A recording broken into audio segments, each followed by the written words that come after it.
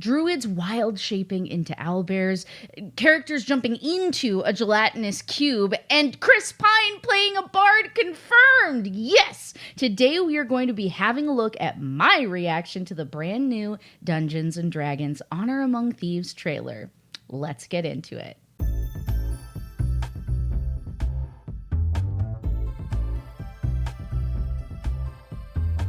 Welcome to Hearthsinger Games. I'm Ann Richmond, aka Hearthsinger, the head bard in charge around these parts, and while there were a ton of awesome announcements to come out of San Diego Comic-Con, I just keep returning to the new trailer for the Dungeons & Dragons movie. I have spent so long telling myself that I shouldn't be excited about this movie, that the old film that came out in the early 2000s should be every indicator that I should just, play it close to the vest and not let myself be excited about this. But I can't. It's coming out. I'm too excited. It's not that I'm telling myself to have super high expectations, but I am allowing myself some joy. And I think you should too. So early on in the week at San Diego Comic-Con, we got the class reveals for our adventuring party. We've got Chris Pine as the bard, Michelle Rodriguez as the barbarian, Regé-Jean Page as the paladin, Justice Smith is our elven sorcerer, Sophia Lilly is our tiefling druid, and Hugh Grant as the villainous rogue. I don't know how closely they're gonna stick to these classes and what they're able to do. Obviously, we've already seen the druid turning into the owlbear debate on Twitter and everywhere else, and frankly, I don't care. It's rule of cool for me. It was an awesome moment in the trailer, and I'm not gonna let myself get hung up on that stuff. But what I am curious about is, are we going to see these characters fall into certain subclasses of their classes? Because they've gone to the trouble of telling us what classes from this classic game that they're trying to emulate in the story. So I wonder if you guys have thoughts on whether that will be a thing and what the subclasses of these characters might be from just watching the trailer. Pop those ideas in the comments down below. During one of the most recent D&D events where they were announcing all sorts of new things, they spent some time talking about Honor Among Thieves and shared very little except a picture of a city.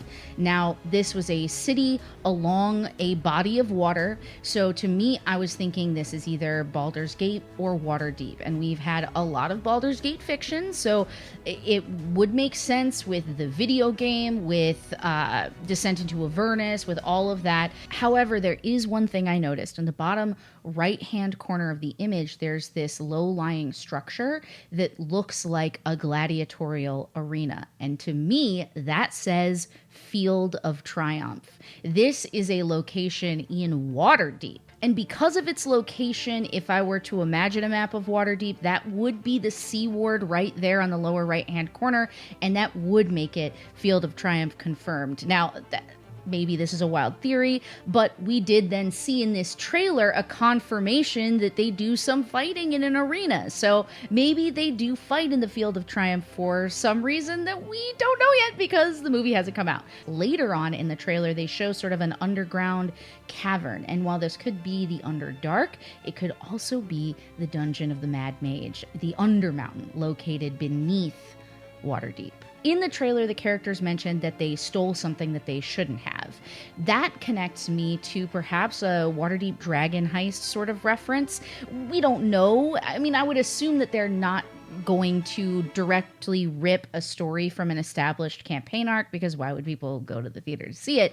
But that plus the underground area made me think maybe we'll see some references to those two campaigns or characters that we know and love from them. Now, in that arena scene, we got to see a Displacer Beast live jumping at the screen as the characters jump into a gelatinous cube to get away from it, which, is a questionable choice, but I also kind of love it. We got to see a mimic. We got to see all sorts of these characters brought to life in ways that feel less plug and play, like there is a mimic, now take your actions. We are seeing a live battle scene playing out in front of us, and the characters using monsters as terrain, such as jumping into the gelatinous cube, or the monsters like the mimic using its tongue, its pseudopod, to reach out and grab onto the wall with its notorious sticky outer layer and use that to pull itself forward. Like,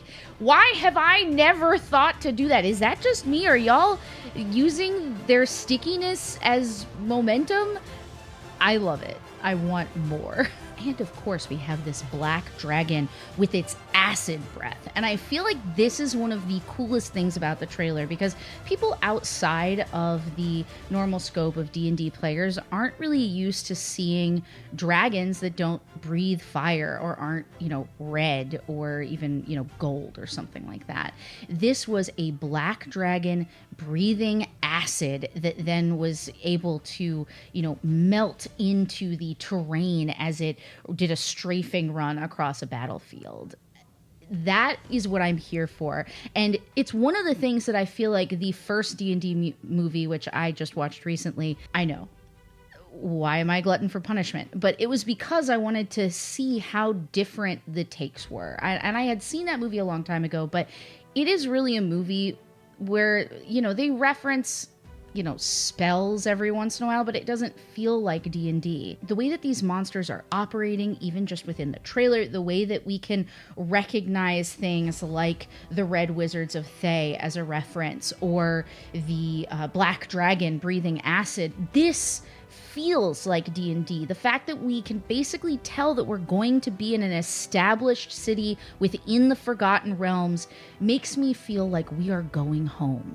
And that is the kind of feeling that I think all of us want from a D&D movie. And another thing that makes it feel like your game at home, potentially, is the fact that these characters, even just in the trailer, are pulling off these amazing creative moves, such as jumping into a gelatinous cube. It reminds me of every time I've ever been at the table and myself or someone else has said, I'm going to do something that feels crazy, but I feel like I'm painted into a corner, so I might as well go out doing something cool. It is one of those moments that you could imagine living in at the table in a moment of desperation. And that is why I love the inclusion of things like that. It shows that these are player characters with creative gameplay tactics. Sure, if you're going to play it safe, you're never going to press a red button, you're never going to trigger a trap.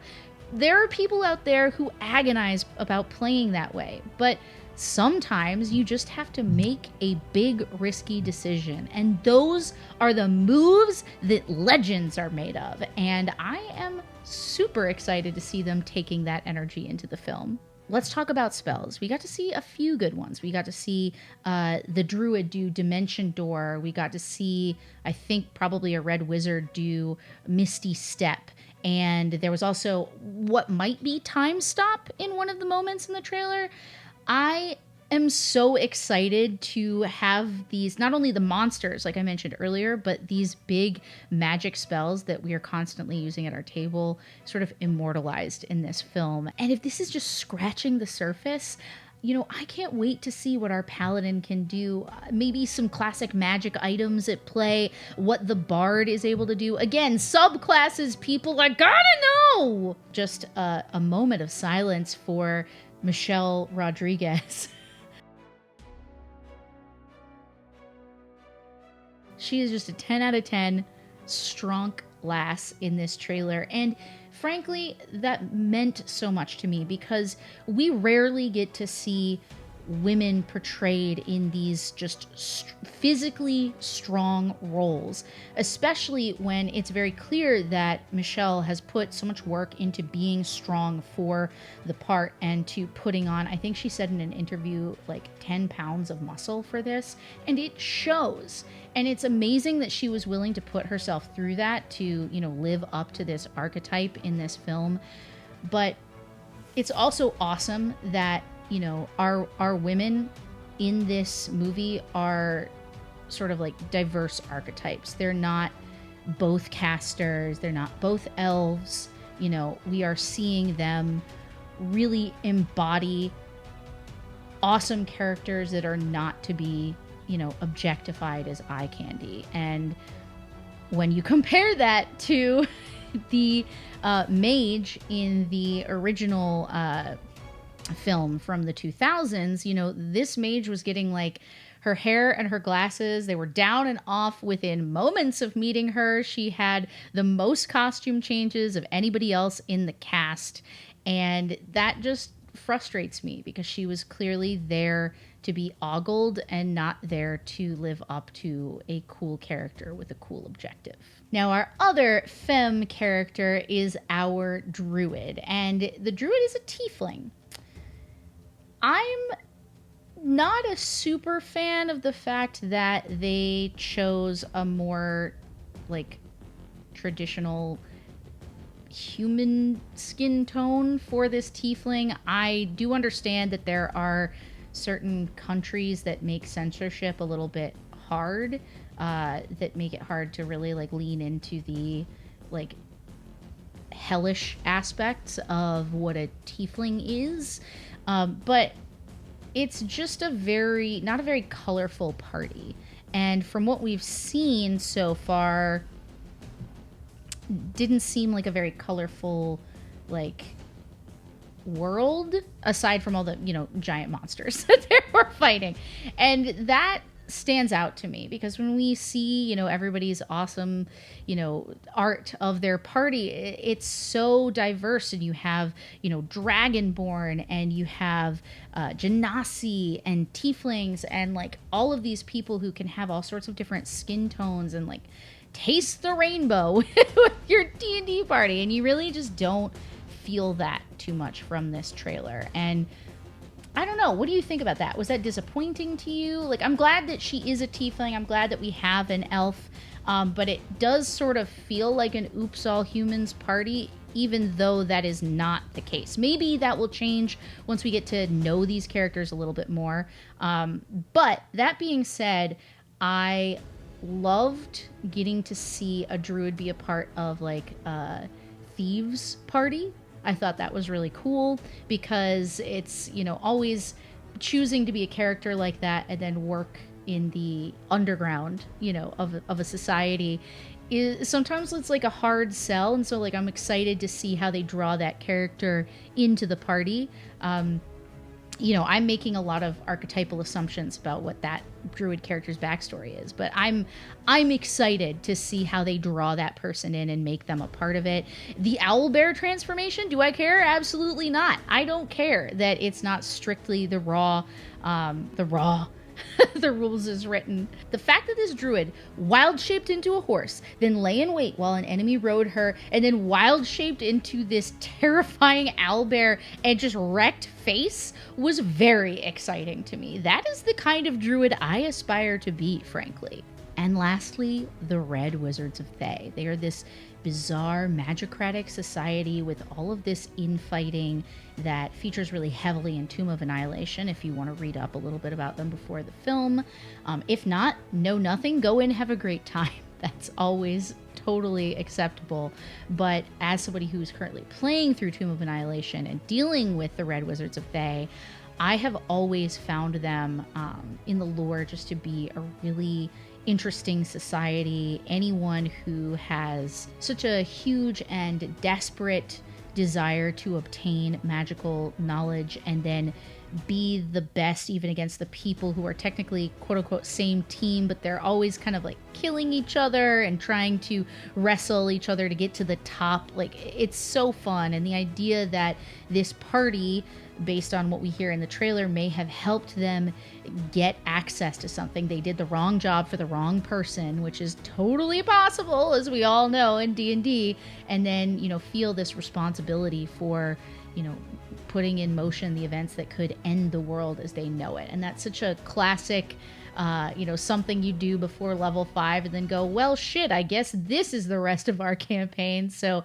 I love that. I think some people are probably going to be like, yeah, whatever, every campaign ends up like that, or, you know, whatever. But I feel like for me, that's a really relatable aspect. And I think based on this trailer, my real takeaway is that they are trying to lean into the things that we love about the game and give us a great story with fun characters. And at the end of the day, Isn't that just what we want from this game? So if you enjoyed this video, by all means give it a like, subscribe, ring that bell so you get a notification every single time I put out something new. I cover all sorts of TTRPG topics and immersive experiences, and I do a little bit of vlogging. I'm actually going to vlog my Gen Con experience where I'll be working for Steam Forged Games, playing some D&D with all of you. So go to the event hall, sign up for some D&D, and you might be playing with yours truly. Now, if you want to support this channel,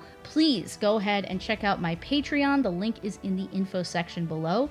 And for just $5, you get access to sign up for monthly games with me. So it's a super fun community. I'd love to have you guys stick around and join the baby bards. And of course, I'll see you guys next time for another fun TTRPG topic. Get out there and live your quest life. Bye! Characters jumping into gelatinous cubes to avoid characters jumping into a gelatinous cube, and Chris Fine playing Chris Fine. That's the cut.